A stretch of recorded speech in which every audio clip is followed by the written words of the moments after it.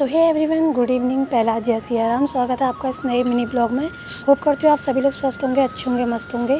सो दोस्तों, अभी टाइम हो रखा है 6 बज रखे और आज मुझे और मेरे पतिदेव को जाना है दक्षिणपुरी पीहू के बर्थडे में।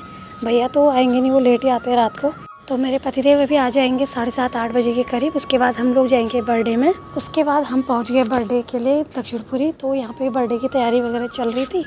पीहू भी अंदर तैयार हो चुकी थी और उसका केक भी यहाँ पे रेडी था। आप देख सकते हो कितना सुंदर केक है पीहू के बर्थडे के लिए। कोई भी काम हो, छोटा सा छोटा और बड़े से बड़ा काम, तो उसकी जो तैयारी होती है वो होती है हमारे पेठा से। तो यहाँ पे बबली दीदी पीहू को सबसे पहले पेठा लगा रही थी और उसके बाद सारे लोग खड़े थे अपने अपने इंतज़ार पे कि वो लोग भी पेठा लगाएंगे। पीहू के बर्थडे के लिए 2 केक आए थे और दोनों ही बड़े सुंदर थे, आप देख सकते हैं। उसके बाद शुरू हुआ हमारा केक कटिंग, जो कि मेरे पतिदेव बार बार आगे से आके मुझे डिस्टर्ब कर रहे थे। तो यहाँ पे केक कटिंग का हमारा सेलिब्रेशन हुआ शुरू। और सबसे पहले जो खड़े यहाँ पे हुए हैं हमारे छोटे बुआ और फूफा जी। उसके बाद एक एक करके सारे घर के मेंबर हुए और अड़ोस पड़ोस के जो लोग आए हुए थे, एक एक करके वो पीहू को केक खिलाने के लिए आए और पीहू को उसके बर्थडे का गिफ्ट सभी लोगों ने दिया। ये है हमारे बड़े बुआ और फूफा जी।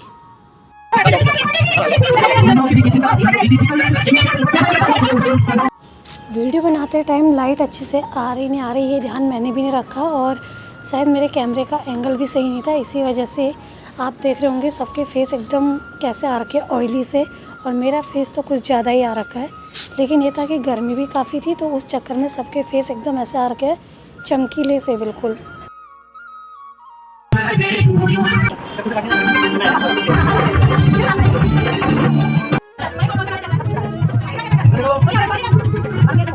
केक कटिंग के बाद यहाँ पे होने लग गया था केक का डिस्ट्रीब्यूशन स्टार्ट, जो कि शोभा दीदी और बबली दीदी करने पे लगे पड़े थे। पीछे गाने भी लगे हुए थे, तो मेरे पतिदेव को वहाँ पे डांस करने का मन कर रहा था।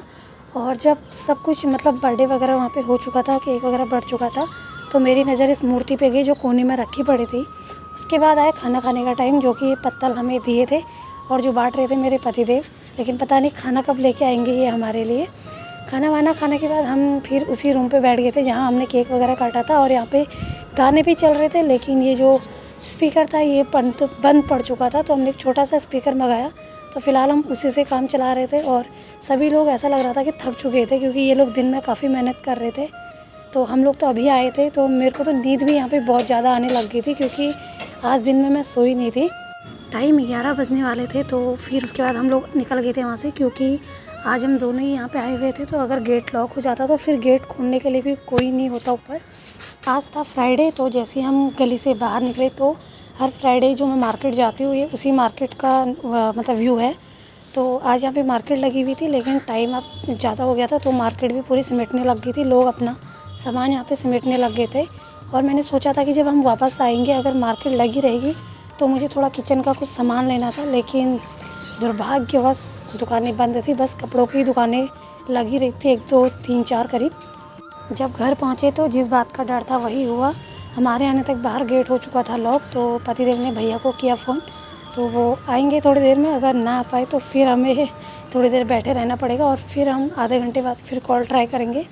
लेकिन सच में गर्मी से यहाँ पे हालत ख़राब हो रही थी और मच्छर ऐसे खा रहे थे, पूछो मत। घर पे आने के बाद मैंने अपना मुंह वगैरह धोया, पूरा साफ़ किया, क्योंकि पेठा वगैरह बहुत ज़्यादा लग चुका था, तो गर्मी से वो और ज़्यादा फैल रहा था। और उसके बाद मैंने बिस्तर वगैरह लगा के सब कुछ कर दिया सेट, क्योंकि पतिदेव तो कुछ करेंगे नहीं आके। सो दोस्तों, इसके साथ ब्लॉग को करते एंड, मिलेंगे कल एक नए ब्लॉग के साथ। आज के लिए शुभ रात्रि, गुड नाइट, जय Siya Ram, bye bye and take.